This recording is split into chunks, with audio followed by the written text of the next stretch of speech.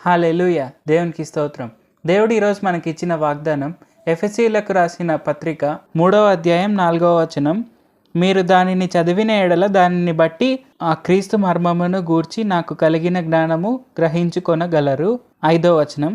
ఈ మర్మం ఇప్పుడు ఆత్మమూలముగా దేవుని పరిశుద్ధులకు అపోస్తలులకును ప్రవక్తలకును బయలుపరచబడి ఉన్నట్టుగా పూర్వకాలము యందు మనుషులకు తెలియపరచబడలేదు. సో ఈరోజు వాగ్దానం కనుక చూసుకుంటే మనకు దేవుడు ఏం చెప్తున్నాడు, మనం కనుక రోజు బైబిల్ చదివితే మనకు బైబిల్లో ఉండే మర్మాలను దేవుడు మనకు తెలియపరుస్తాడు పరిశుద్ధాత్మ ద్వారా అని మనకు తెలియజేస్తున్నాడు. అయితే మనము గత వాగ్దానాల్లో చూసుకున్న ప్రకారము దేవుడు బైబిల్ ఓపెన్ చేయగానే మనకు సృష్టికర్తలాగా పరిచయం అవుతాడు, తర్వాత ఆదరణకర్తలాగా మనతోనే ఎప్పుడు ఉంటాడు. అయితే దేవుడు ఒకసారి మనం దేవుడిని నమ్మిన ఎడల దేవుడు వెంటనే మనల్ని నీతిమంతులుగా తీరుస్తాడు, తన పరిశుద్ధాత్మని మనలో ముద్రిస్తాడు. ముద్రించిన తర్వాత పరిశుద్ధాత్మ మనం బైబిల్ చదివే ప్రతిసారి మనకు ఆ బైబిల్లో ఉండే ఆ మర్మాలను దేవుడు మనకు తెలియపరుస్తూనే ఉంటాడు పరిశుద్ధాత్మ ద్వారా. మనము ఆ మర్మాలని తెలుసుకొని ఆ ట్రూ మీనింగ్ని మనం తెలుసుకొని గొప్పగా ఆశీర్వదింపబడవచ్చు. సో మనం 5వ వచనంలో చూసుకుంటే మనకు ఏం చెప్పాడు, అపోస్తలులకు ప్రవక్తలకు ఈ కాలంలో అయితే పరిశుద్ధాత్మ ద్వారా తెలియబడుతుంది అని. మనం అనుకోవచ్చు మనం అపోస్తలం కాదు కదా అని, కానీ మనం బైబిల్లో చూసుకున్న ప్రకారము మనం దేవునితో ఎక్కువసేపు సమయం గడపగలిగితే అదే అపోస్తలత్వము. అపోస్తలులందరూ కూడా వాళ్ళ జీవితాంతం ఎక్కువ సమయం ప్రతిరోజు దేవుని కోసమే వెచ్చించేవాళ్ళు, కాబట్టి వాళ్ళు అపోస్తలు అయ్యారు.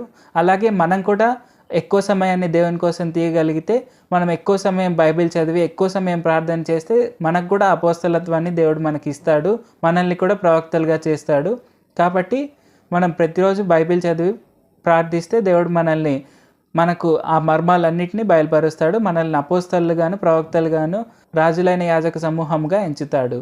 ఈ వాక్యంలో చూసుకుంటే 5వ వచనంలో చూసుకుంటే దేవుడు ఏం చెప్తున్నాడు, పూర్వకాలంలో ఉన్న ప్రవక్తలందరికీ మాత్రమే తెలియబడేది, మామూలు మనుషులకు ఎవరికి చదివినా కానీ వాళ్ళకేం అర్థమయ్యేది కాదు, అందుకే వాళ్ళకి ఉపమాన రీతిగా బోధించాడు యేసయ్య. అలాగే అంతకు ముందు చూసుకున్నా కానీ ఏదైనా ప్రాబ్లం వస్తే రాజులైనా కానీ ఎవరైనా కానీ వాళ్ళ ప్రవక్తల దగ్గరికి వెళ్ళి వాళ్ళకి కలగబోయే దానిల గురించి, లేదంటే వాళ్ళకు ఉన్న ట్రబుల్స్ పోవాలంటే ఎలాగాని తెలుసుకునేవాళ్ళు. కానీ ఇప్పుడు చూసుకుంటే దేవుడు మనలో పరిశుద్ధాత్మను ముద్రించిన తర్వాత మనం బైబిల్ చదివితే చాలు, దేవుడు మనకి ఆ మర్మాలను తెలియజేస్తాడు, మనకుండే ప్రాబ్లమ్స్ అన్నిటి నుంచి మనకు తప్పించుకునే మార్గాల్ని మనకి ఏర్పరుస్తున్నాడు. కాబట్టి ప్రతిరోజు మనము బైబిల్ని చదివి ప్రార్థిస్తే దేవుడు మనల్ని గొప్పగా ఆశీర్వదిస్తాడు. ప్రార్థించుకుందాం. పరిశుద్ర జీవాధిపతి జీవంగల దేవ, ప్రార్థన ఆలకించే తండ్రి, మొరాలకించే దేవ, మేము బైబిల్ చదివితే మీరు మాకు మర్మాలను బోధిస్తారు అని మాకు తెలియజేసినందుకు వందనాలు తండ్రి. మాలో పరిశుద్ధాత్మని ముద్రించినందుకు వందనాలు తండ్రి. ఆ పరిశుద్ధాత్మ ద్వారా మీరు మాకు బైబిల్ యొక్క ట్రూ మీనింగ్ని మాకు తెలియజేస్తారని మాకు తెలియజేసినందుకు వందనాలు తండ్రి. యేసయ్య, మేము ప్రతిరోజు బైబిల్ చదివేలాగా, ప్రతిరోజు ప్రార్థించేలాగా మమ్మల్ని ఆ ప్రార్థనాత్మతో నింపండి, మమ్మల్ని పరిశుద్ధాత్మ పూర్ణులుగా చేయండి. మమ్మల్ని పరిశుద్ధాత్మ నింపినందుకు వందనాలు తండ్రి. అంచెలంచెలుగా ఎదిగేందుకు, పరిశుద్ధాత్మ అగ్నిని ఆర్పకుండా మేము అలాగే కంటిన్యూ చేసేందుకు మాకు ఆ అభిషేకాన్ని దయచేయండి. నజరేయుడనే నామములో ప్రార్థిస్తున్నాం తండ్రి. ఆమేన్.